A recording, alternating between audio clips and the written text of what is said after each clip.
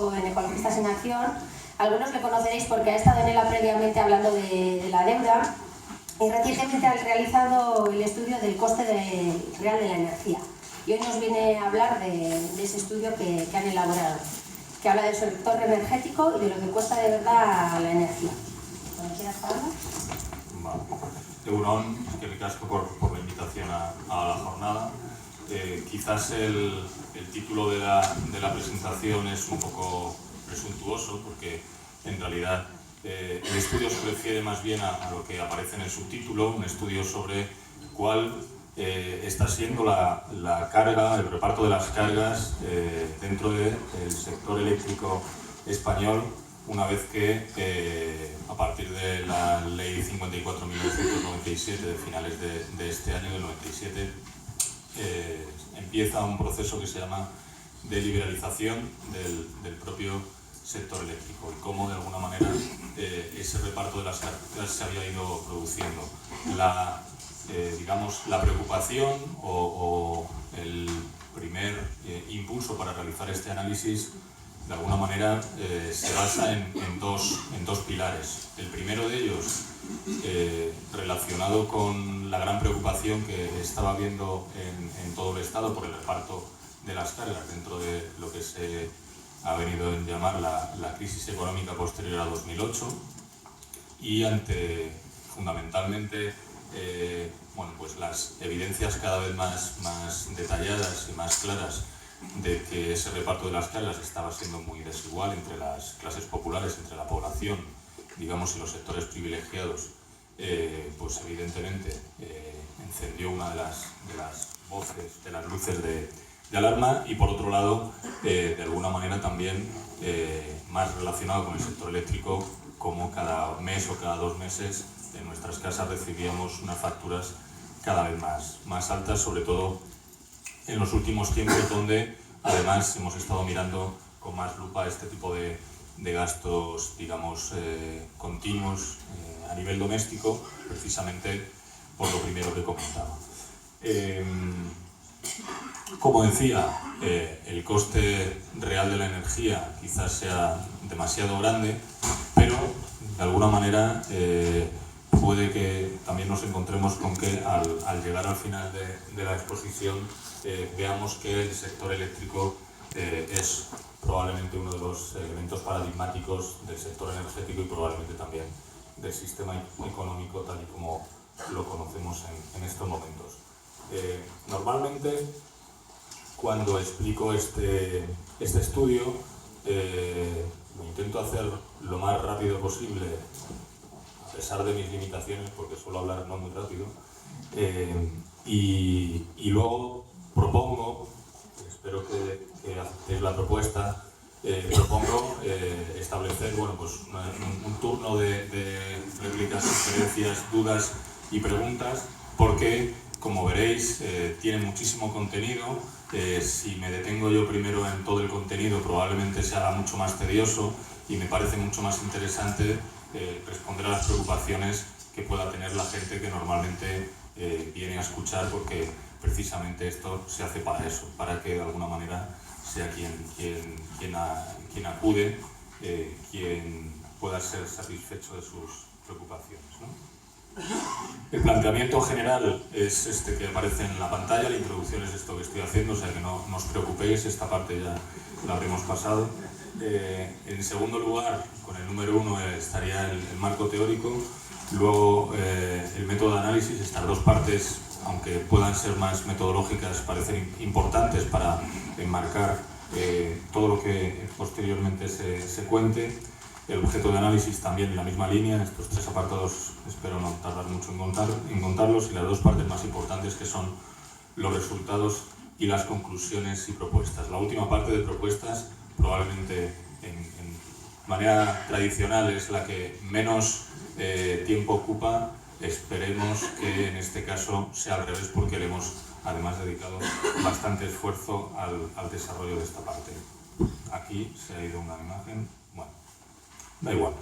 El marco teórico se basa en 2 pilares nuevamente. En primer lugar, un enfoque de la economía siguiendo un poco la doctrina de la economía ecológica. A esto, o con esto, ¿qué quiero decir? Lo que quiero decir es que no solo nos vamos a centrar, nos centramos en el análisis en una visión de la economía productiva o economía real, como lo llaman la economía ecológica, o en la economía financiera, que últimamente ha cobrado muchísima más importancia en las últimas décadas. Como sabéis, la economía financiera es decenas de veces superior en cuanto a flujo monetario y volumen respecto a la economía real y productiva. Y me imagino que en vuestra actividad sindical pues cada vez os dais más cuenta de que las decisiones no dependen tanto de cuestiones relacionadas con la producción, sino con el mundo financiero y con este tipo de ambientes. Decía que no solo nos centraremos en eso, en el análisis, sino también en dos grandes focos, digamos, de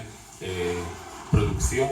en relación con la economía, que son invisibilizados tradicionalmente. Por un lugar, los flujos de energía y materiales que provienen tanto de la biosfera como de fuera de la biosfera, a través fundamentalmente de la energía solar que viene de fuera del planeta. Y por otra parte, otro de los grandes flujos relacionados con la economía, que es también invisibilizado, que está relacionado con los trabajos de reproducción social que tradicionalmente y prácticamente en todas las sociedades del planeta ha venido siendo hecho por las mujeres, y que sin el cual sería imposible el poder acceder siquiera a los otros dos elementos que tradicionalmente tienen más el foco, que son la economía productiva y la financiera. En segundo lugar, el segundo foco, el segundo pilar, mejor dicho, del marco teórico es el que se refiere a la doctrina de la deuda ilegítima. Esto procede fundamentalmente de los procesos de análisis de la deuda fundamentalmente pública de hace décadas, de hace un par de décadas, fundamentalmente en Latinoamérica, y que de alguna manera viene a decir que la ilegitimidad proviene de la vulneración de los derechos humanos, sociales, económicos, culturales y medioambientales de la mayor parte de la sociedad a favor de una minoría que se, de alguna manera, beneficia de esta situación de desequilibrio de una manera clara y bastante cuantiosa. En términos generales, la legitimidad, por decirlo de alguna manera, precede a la legalidad. Muchos procesos históricamente han sido de acumulación de legitimidad social antes de que pasaran a formar parte del marco legal. Ahí tenemos, por ejemplo, el proceso de prohibición de la esclavitud, por ejemplo, donde socialmente fue tomando ese carácter de legítimo el prohibir esas relaciones de esclavitud. Y otro de los ejemplos que suelo poner es el acceso al voto, por ejemplo, también de las mujeres a principios del siglo pasado. No siempre coinciden y, de hecho, de alguna manera lo que pretenden este tipo de estudios y análisis es precisamente poner el foco en la primera parte, ¿no? El conseguir un sentido común de legitimidad respecto a una serie de aspectos relacionados con los pagos que se han venido produciendo desde 1998 al sector eléctrico español, y que de alguna manera se pueden considerar en unos casos, ya digo, legítimos y en otros ilegítimos. A partir de aquí nos encontramos con que para el caso que nos ocupa, el sector eléctrico español, el Estado, a través de diferentes mecanismos, es un actor fundamental para, de alguna manera, poder establecer un marco en el cual podamos decir si hay legitimidad o no. Es decir, es un actor necesario dentro de todo el proceso de transferencia de recursos desde la sociedad a los actores principales del sector eléctrico. Por tanto, en la medida en que el Estado reconoce, habilita o justifica este tipo de pagos, de alguna manera está contribuyendo a que ese proceso, en el caso de ilegitimidad, digamos que sea bastante irregular. Respecto a los análisis, nos hemos fijado en cuál es la justificación de cada uno de ellos, que a continuación veremos de cuáles se tratan, si hay coherencia, si tiene relación coherente la justificación que se da a nivel fundamentalmente legislativo o legal o normativo y los fines reales a los que se dedican ese tipo de pagos, la utilidad económica desde una concepción como la que he comentado anteriormente de cada uno de los pagos y las condiciones en las que cada uno de ellos se instituyó. En general, esto es como una regla, digamos, no técnica o más intuitiva. En general, consideramos que es legítimo aquello que responde a los intereses de la población e ilegítimo lo contrario. El objeto de análisis lo hemos fijado como los 3 niveles de la economía ecológica. En primer lugar, nos vamos a fijar en el más cercano, que es la economía real, la productiva, donde la tarifa eléctrica es el elemento fundamental según el cual se produce la transferencia de recursos, la transferencia de pagos entre la población y los sectores económicos no energéticos y el sector eléctrico. Aquí nos encontramos formalmente con 2 componentes de la tarifa. Ahí veréis 3, pero ahora explico por qué aparecen 3. Una es la componente regulada y la otra es la componente de mercado. A nivel formal, nosotros al realizar el primer análisis de la justificación o de la naturaleza de cada uno de los conceptos que aparecen en la columna de la derecha, nos dimos cuenta de que había al menos 4 conceptos que no respondían a la definición estricta de la componente regulada o de la componente de mercado, y hicimos una nueva clasificación poniendo el original nombre de otros pagos, que como veis no nos hizo estallar la cabeza de originalidad, ¿no? Estos 4 conceptos son los que veis allí. Entre la componente regulada, como veis, algunas cosas son relativamente conocidas y otras no tanto, pero veis ahí la adquisición del régimen especial es fundamentalmente de las renovables, las primas al régimen especial, básicamente es casi lo mismo, el transporte de electricidad en alta tensión, la distribución y comercialización de electricidad, todo lo relacionado con la industria nuclear, los organismos de gestión del sector eléctrico, etcétera, etcétera. Y los 4 pagos,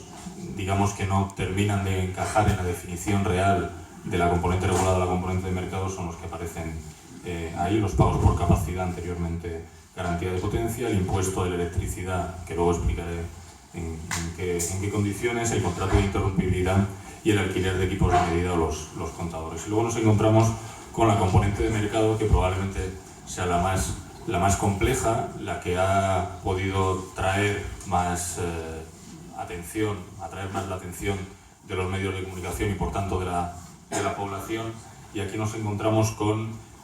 todo lo relacionado con la fijación del precio de la electricidad en el mercado diario y cómo esto ha podido incurrir en lo que en inglés se llama windfall profits, que es un término como muy extendido, que en la traducción al castellano podríamos establecer que son los beneficios caídos del cielo, unos beneficios extraordinarios. Y en segundo lugar, la subasta trimestral CESUR, que estuvo vigente desde la segunda mitad del año 2009 hasta precisamente el final de 2013, que es el final, o coincide, mejor dicho, casualmente con el final del estudio. Luego nos encontramos con el nivel financiero, donde, como decía, estaría la subasta CESUR, el déficit de tarifa por pagar, que luego explicaré en qué términos se realiza. Y en tercer lugar, lo relacionado con el nivel de la economía real, que es el que comentaba que normalmente no se suele analizar, que es el de la relación con la naturaleza y el trabajo humano, tanto en la fase de extracción como en la generación de electricidad. Bueno, después de esta larga introducción de qué queremos hablar y por qué, y en qué condiciones, pasamos sin solución de continuidad, como decía aquel, a los resultados. En lo relacionado con la tarifa, aparecen en la pantalla de todos los conceptos que veíais en la columna de la derecha de 2 diapositivas atrás, los conceptos que se podrían considerar ilegítimos en función de los elementos de análisis que he nombrado anteriormente, o bien por la justificación, la coherencia, la utilidad económica o las condiciones en las que fueron instituidos, que ahora pasaré a explicar rápidamente. Los elementos, los conceptos que aparecen en la pantalla se podrían considerar ilegítimos, o al menos desde el punto de vista del estudio se podrían considerar como objeto de debate de legitimidad a la sociedad en el caso de que se produjera una auditoría, digamos, ciudadana del sector eléctrico en las condiciones en las que hemos propuesto, que probablemente, como veréis posteriormente, es uno de los elementos más importantes de las propuestas. En primer lugar, nos encontramos con el pago del déficit de tarifa. Este es uno de los elementos también bastante controvertidos que probablemente han sido objeto de más noticias en los últimos años y que asciende a ese dinero de 13.169 millones de euros que todavía quedan por pagar de ese déficit de tarifa de más de 40.000 millones de euros desde el inicio de la liberalización del sector eléctrico. El resto han sido, mejor dicho, estos no son los que quedan por pagar, estos son los que ya han sido pagados, los que hemos pagado ya a través de la factura de la electricidad. Esa cuantía ya ha sido pagada, perdón por la confusión, y se podrían considerar ilegítimos, o al menos proponemos que así sea, fundamentalmente porque es un déficit, una deuda reconocida por el Estado a las compañías eléctricas, fundamentalmente por un concepto que deja lugar a muchas dudas, fundamentalmente por la falta de transparencia o por la opacidad. Este déficit se refiere a la diferencia entre lo que las eléctricas han recibido de la población a través de la tarifa eléctrica, a través de la factura, y lo que las mismas eléctricas sostienen que les ha costado producir esa electricidad, o bien en el proceso de generación, o bien en los costes fijos o los peajes de acceso a esa producción, por llamarlo de alguna manera. Esa diferencia es lo que se conoce como el déficit de tarifa, y que al no conocer el Estado de primera mano ni ningún actor independiente que no sean las compañías eléctricas, pues no parece muy serio que el Estado, que es el representante de la población, reconozca este tipo de deuda de la población respecto a las eléctricas cuando no tiene un control directo sobre los costes reales, tanto de producción como fijos, de las eléctricas en ese proceso. En segundo lugar, estaría todo relacionado con la industria del carbón, que fundamentalmente aquí el análisis hecho para considerar si podemos introducirlo en elementos de ilegitimidad es un balance entre los aspectos que podrían considerarse positivos y los negativos. Entre los positivos podríamos hablar probablemente de los relacionados con la fijación de puestos de trabajo o en una industria local asociada evidentemente a lo anterior, y entre los negativos hay algunos de ellos que sin embargo tienen unos efectos que son irreversibles, como por ejemplo la pérdida de recursos de la biosfera, relacionados fundamentalmente con la lluvia ácida y con la explotación de las minas fundamentalmente, pero también, y quizás de manera más grave, efectos irreparables para la salud humana, tanto de los trabajadores como de la población a través de las emisiones de las plantas de combustión que generan la electricidad. En tercer lugar, nos encontramos con los costes de transición a la competencia, que en realidad fueron unas primas asumidas por el Estado a las compañías eléctricas para que se aseguraran que no iban a tener pérdidas en un nuevo marco en el que no sabían qué precios iban a tener en el nuevo mercado supuestamente libre, ya que anteriormente los precios estaban, digamos, fijados de antemano con un planteamiento, como comentaré posteriormente, bastante pensado y relativamente razonable. estos costes de transición a la competencia, que ya en sí mismos no parecen muy razonables, teniendo en cuenta que esas mismas empresas han venido controlando el mercado, las 5 grandes empresas que, para quien no lo conozca, son fundamentalmente Endesa y Iberdrola, que de alguna manera reparten el 80% del mercado eléctrico en el Estado, además de Gas Natural Fenosa, E.ON y EDP, que tienen una pequeña parte en relación con el resto de actores que prácticamente no controlan casi nada del sector eléctrico. Y bueno, estos actores principales, lo que se llama el oligopolio eléctrico, ha recibido durante este tiempo esa cifra de casi 9.500 millones de euros de manera, digamos, bastante irregular, teniendo en cuenta que la justificación de los costes de transición a la competencia era para evitar pérdidas frente al nuevo mecanismo de fijación de precios de electricidad, que podía estar por debajo de los precios que se le habían reconocido anteriormente. Para ello se fijó una cifra determinada, que eran de 3,6 céntimos de euro por kilovatio hora, en el caso de que el precio diario de la electricidad en el mercado, el nuevo mercado, fuera inferior a ese precio, se le aseguraría a las empresas eléctricas ese ingreso, y en el caso contrario no se percibiría nada por parte de las empresas eléctricas, y sin embargo ese dinero ha venido ingresando a las eléctricas independientemente de cuál fuera el precio de electricidad, que en muchos casos, en la mayor parte del tiempo, ha sido superior a ese límite. Luego nos encontramos con la energía nuclear, un negocio tremendamente lucrativo para las empresas promotoras, ya que únicamente entran en el mercado libre, entre comillas, en la única fase de todo el ciclo de la producción eléctrica nuclear, en la que produce ingresos. En la parte inicial de inversión y de construcción, como sabéis, fue subvencionada totalmente por el sector público, y la última parte, que es la más onerosa y además la más larga, que es la de la gestión de los residuos radiactivos de alta intensidad, fundamentalmente de alta actividad, también forma parte mayoritariamente de la carga al sector público, con lo cual si eso no es un pago, un coste ilegítimo, pues no sé qué podría ser, ¿no? Bueno, más allá de esto, para que también conozcáis el tipo de nomenclatura que se utiliza, este tipo de proyectos se consideran, tienen el nombre rimbombante de proyectos faraónicos, que es bastante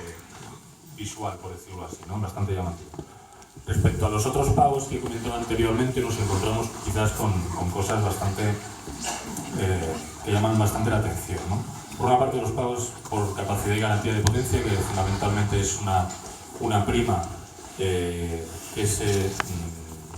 alguna manera ingresa, se transfiere a las empresas productoras de electricidad por hacer o bien inversiones en capacidad de generación, es decir, en plantas de generación, o bien tenerlas disponibles. La mayor parte de este tipo de pagos, que ascienden en todo el periodo a más de 15.600 millones de euros, fueron o han sido realizados una vez que ya no era necesaria la justificación, es decir, cuando ya había una sobrecapacidad de generación en el parque eléctrico español. Para que os hagáis una idea, el momento instantáneo, el segundo en el que más electricidad se consumió en el Estado español fue hace ya bastante tiempo, en el invierno, si no recuerdo mal, de 2005, y se llegó a alrededor de 45.500 megavatios, cuando el parque actual tiene una capacidad de generación de más de 109.000 megavatios, que como veis es más del doble de la capacidad de generación, y que, a pesar, evidentemente, de que ahí se incluyen elementos o tecnologías de generación que no son continuas, como pueden ser las renovables, a pesar de eso es evidente que hay una sobrecapacidad y que no tiene sentido primar a las empresas productoras por instalar o por tener a disposición del mercado, del sistema, una parte de instalaciones de generación. En segundo lugar, nos encontramos con el impuesto de electricidad al término de potencia. Como sabéis, la factura tiene dos términos, el término de potencia y el término de energía. El término de potencia en los últimos años, entre el 2013, desde inicios de 2013 hasta final de 2014, si no recuerdo mal, se cambió radicalmente el peso que tenía cada una de los dos términos. Antes de ese periodo, lo que más pesaba, alrededor del 65%, era el término de energía, es decir, lo que nosotros consumíamos en nuestra casa. Eso era lo que más suponía de lo que pagábamos en la factura. Posteriormente, fundamentalmente a raíz de la reforma eléctrica desde el verano de 2013 hasta inicios de 2014, el Partido Popular cambia esa relación, totalmente la da la vuelta, y ahora mismo el término de potencia es el 60% de lo que pagamos en la factura, y lo que consumimos realmente de energía en nuestras casas es el 40% aproximadamente. Pues bien, en todo ese cambio, que ya de por sí es bastante escandaloso, nos encontramos con que el impuesto de la electricidad, que es un impuesto especial que grava la producción de bienes, está aplicándose también al término de potencia, es decir, al término fijo, fundamentalmente la potencia que tenemos contratada en nuestra casa, que es, bueno, pues lo que nos asegura la compañía distribuidora que nos puede dar como máximo en un momento determinado de electricidad. Bueno, esto evidentemente no tiene mucha justificación, ya que un impuesto que debería gravar algo que está relacionado con la fabricación de bienes no tiene por qué gravar algo como relacionado con la capacidad para suministrar electricidad, independientemente de si se utiliza o no se utiliza. Además de eso, a este término se le aplica el IVA también de manera bastante injustificada. Los dos últimos relacionados con los otros pagos sería, en primer lugar, el contrato de interrumpibilidad, que no deja de ser una subvención encubierta por parte de los consumidores eléctricos a una parte del sector industrial, fundamentalmente grandes consumidores, y que curiosamente de esos 2.804 millones de euros del periodo, el 99% de esa cifra, es decir, 2.800 y algo, ha sido transferida fundamentalmente desde 2008 hasta 2013, es decir, con una clara intención de subvencionar indirectamente a unos sectores industriales que incluso en la prensa, si escarbáis un poco, podréis ver que algunas comunidades autónomas, algunos gobiernos de comunidades autónomas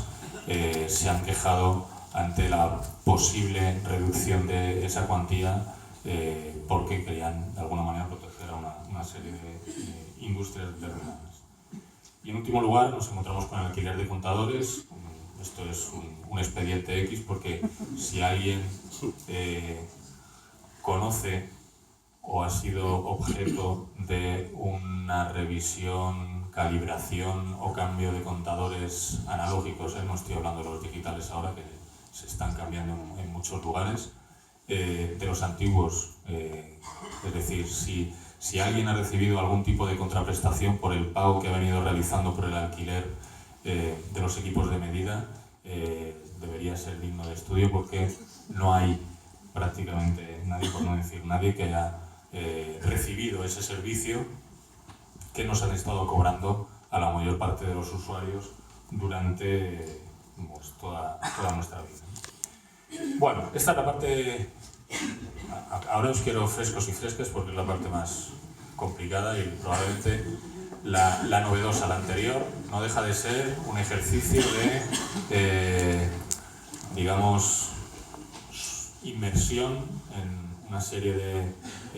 documentos tremendamente aburridos, muy farragosos y a veces bastante complejos, pero no deja de ser una actividad, digamos, con poca destreza intelectual frente a lo que voy a comentar ahora.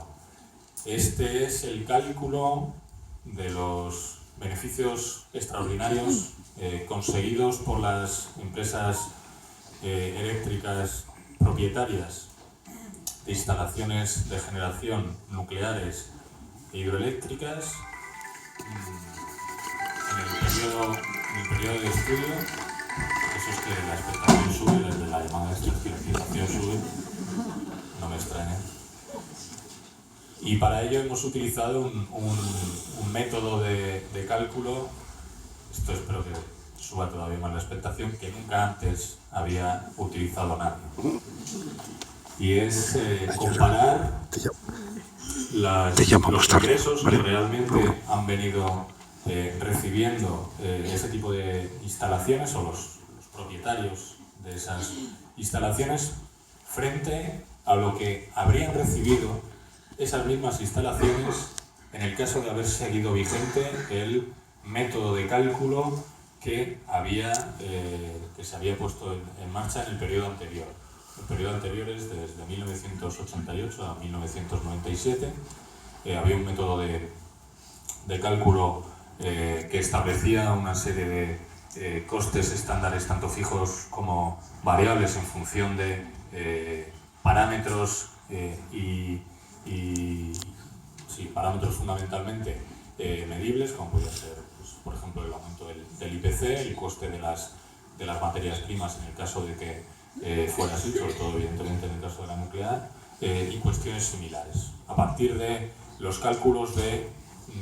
todos esos elementos relacionados con los costes estándares marcados por lo que el MLE es el marco legal estable, no es ningún partido político ni nada por el estilo, que es el método de cálculo que, como comentaba, estaba vigente anteriormente a la liberalización del finales del 97. Llegamos a la cifra que aparece en la pantalla y que, en el caso de haber seguido vigente, esas instalaciones habrían recibido alrededor de 48.573 millones de euros. ¿Cuánto han recibido realmente esas instalaciones debido al nuevo sistema de fijación de precios? Pues lo que han recibido es la otra cifra que aparece en la pantalla, que es de más de 70.760 millones de euros. La diferencia, 22.190 millones de euros, son lo que hemos transferido de más respecto a lo que el sistema eléctrico, el Estado, consideraba razonable